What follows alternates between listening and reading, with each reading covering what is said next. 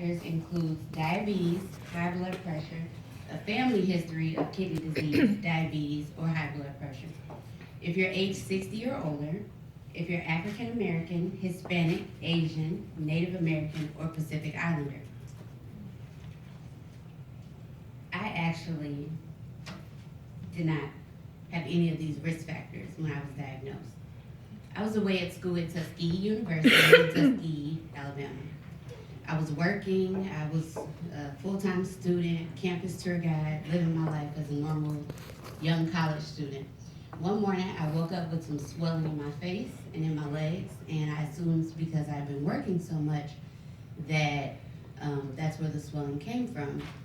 So at night, I'd elevate and ice my legs, and it seemed to subside briefly, but then one day, it got so bad that I had to go to the emergency room.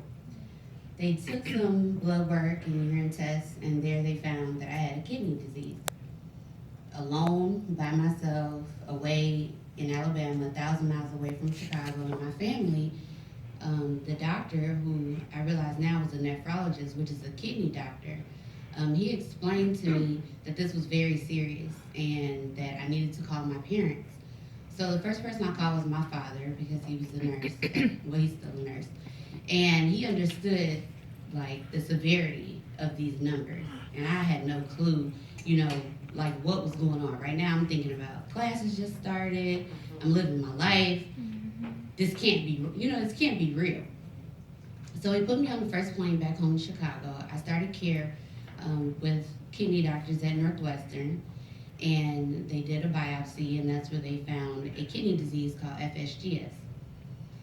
They informed me that this type of disease is there's no cure for it. They also informed me that it would progress to renal failure, I would end up on dialysis, and at some point I would need a kidney transplant.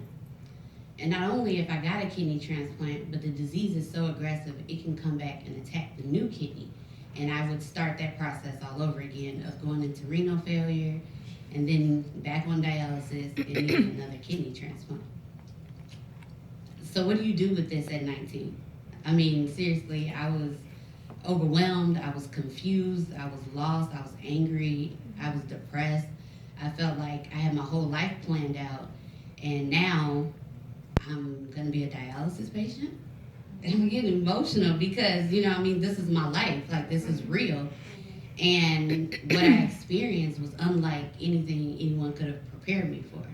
So as they said, the disease progressed, and I started dialysis in 2011. I was a dialysis patient for 4 years and 10 months. And I got a kidney transplant December of last year, 2015. Praise God.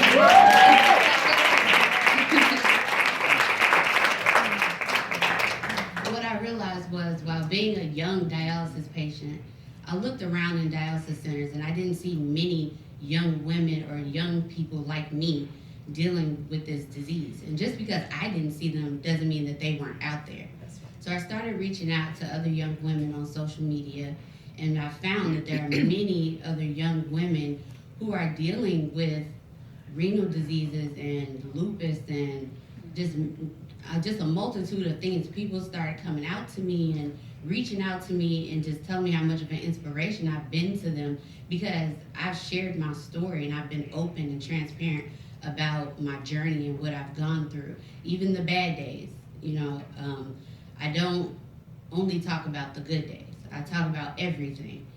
And I've had numerous classmates, tell me how inspired they are by my journey and my story and how strong I've been. And I'm sitting here like, I don't even know how strong I am. Like, I couldn't even believe it.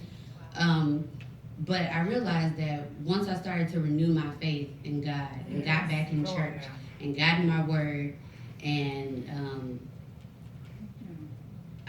it was unreal. Like, I started to just consistently pray and walk around and say, by his stripes I am healed every single day. I spoke it, I dreamed about it, I prayed about it. Just with constant petition every single day, thanking God in advance for a kidney I didn't even receive yet. And within months, that's when the transplant came out of nowhere. So I know my calling is to help other young women and young girls who are dealing with the same issues that I dealt with, because it's hard being a young woman. I mean, not only in this society, but dealing with an illness, a chronic illness, and your body is deteriorating and you're tired all the time. You don't have any energy to do anything. You're watching the world pass you by, and your other friends are getting married and moving on with their degrees and moving on with their lives, and then you're just sitting there fighting for yours, praying for a kidney.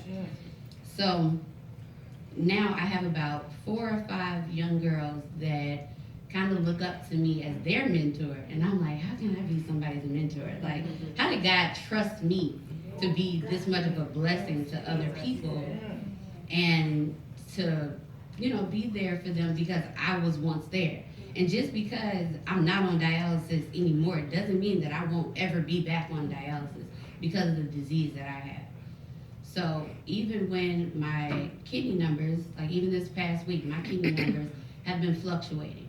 And I start to get anxious, and I start to feel like, oh my God, I'm gonna lose this kidney, and I'm gonna go back on dialysis. And before I even let my thoughts snowball, I have to stop them and say, we're not there yet, you know. And I know that God wouldn't have brought me this far to leave me now. That's right. And so one of my favorite scriptures is Philippians 4:6, and I actually named my kidney Phil after this scripture.